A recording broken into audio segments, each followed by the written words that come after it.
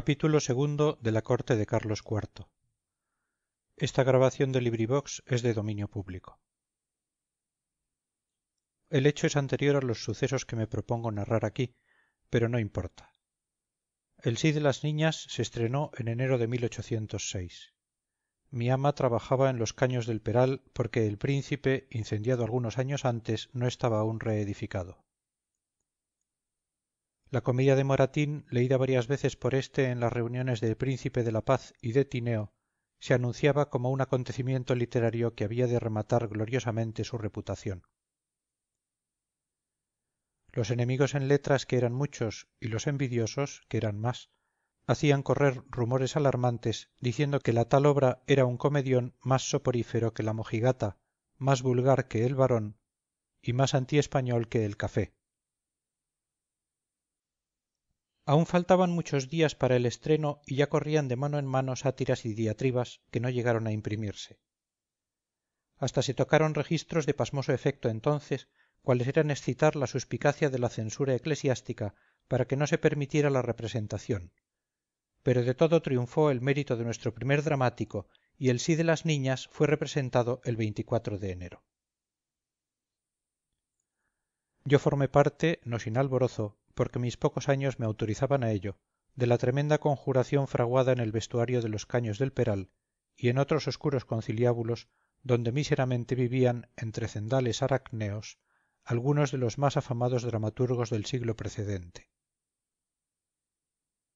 Capitaneaba la conjuración un poeta de cuya persona y estilo pueden ustedes formarse idea si recuerdan al omnímodo escritor a quien Mercurio escoge entre la gárrula multitud para presentarlo a Apolo.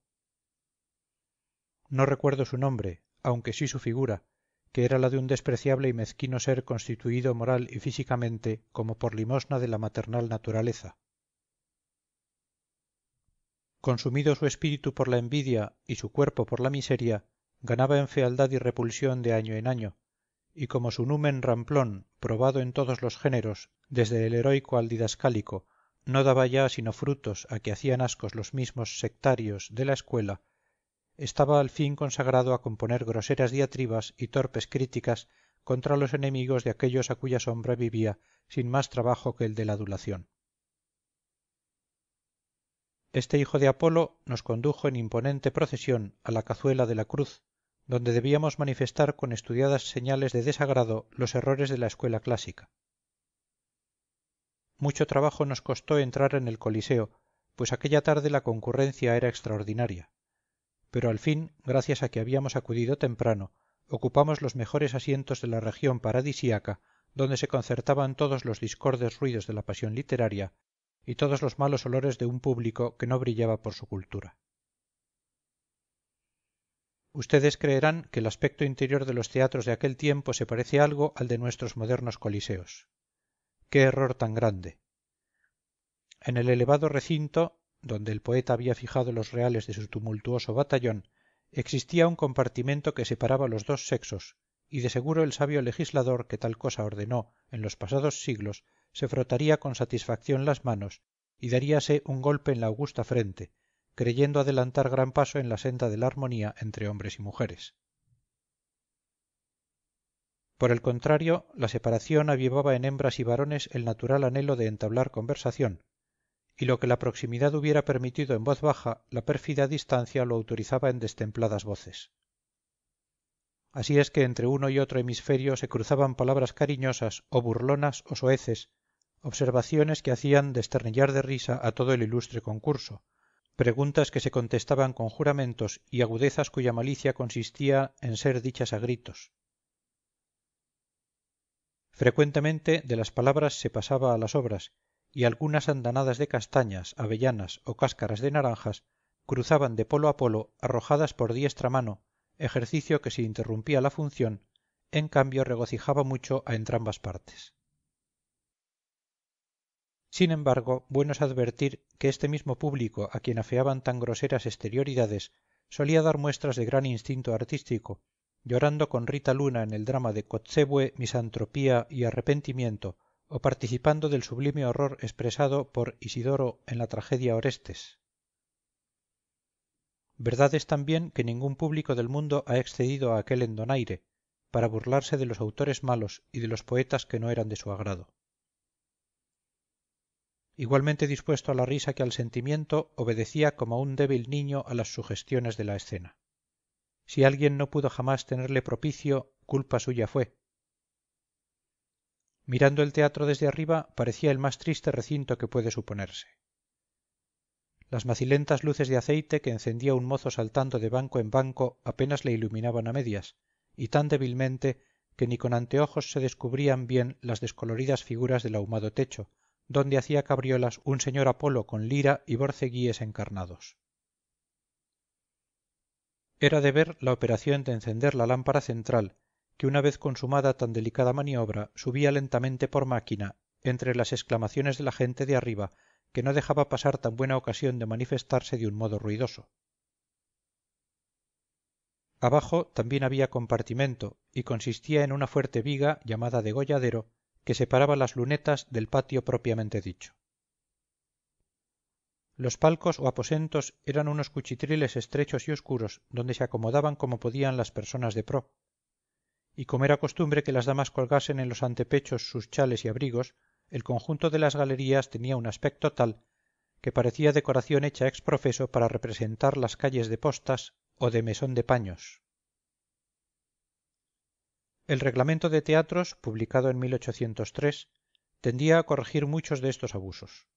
Pero como nadie se cuidaba de hacerlo cumplir, sólo la costumbre y el progreso de la cultura reformó hábitos tan feos.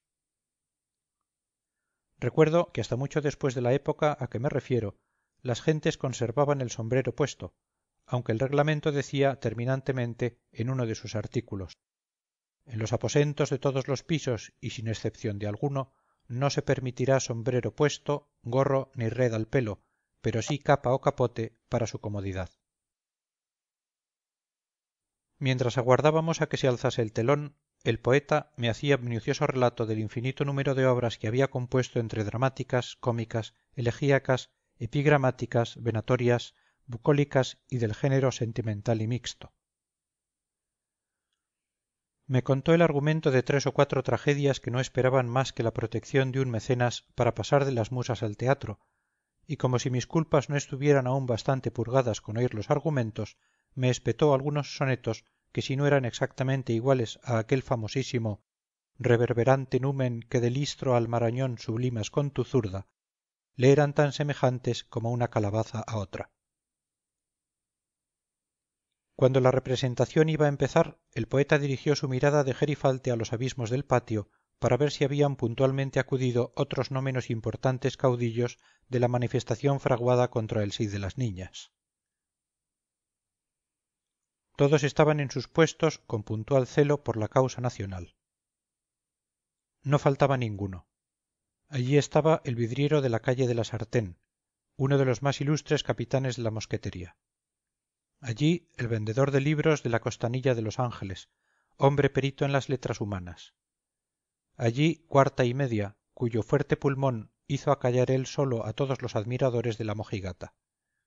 Allí el ojalatero de las Tres Cruces, esforzado adalid que traía bajo la ancha capa algún reluciente y ruidoso caldero para sorprender al auditorio con sinfonías no anunciadas en el programa. Allí el incomparable Roque Pamplinas, barbero, veterinario y sangrador, que con los dedos en la boca desafiaba a todos los flautistas de Grecia y Roma. Allí, en fin, lo más granado y florido que jamás midió sus armas en palenques literarios. Mi poeta quedó satisfecho después de pasar revista a su ejército, y luego dirigimos todos nuestra atención al escenario, porque la comedia había empezado. ¡Qué principio!, dijo oyendo el primer diálogo entre don Diego y Simón. Bonito modo de empezar una comedia. La escena es una posada. ¿Qué puede pasar de interés en una posada?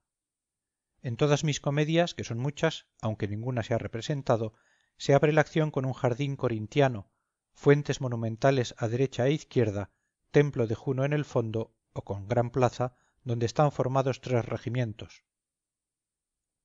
En el fondo la ciudad de Varsovia, a la cual se va por un puente, etc. Y oiga usted las simplezas que dice ese vejete. que se va a casar con una niña que han educado las monjas de guadalajara. Esto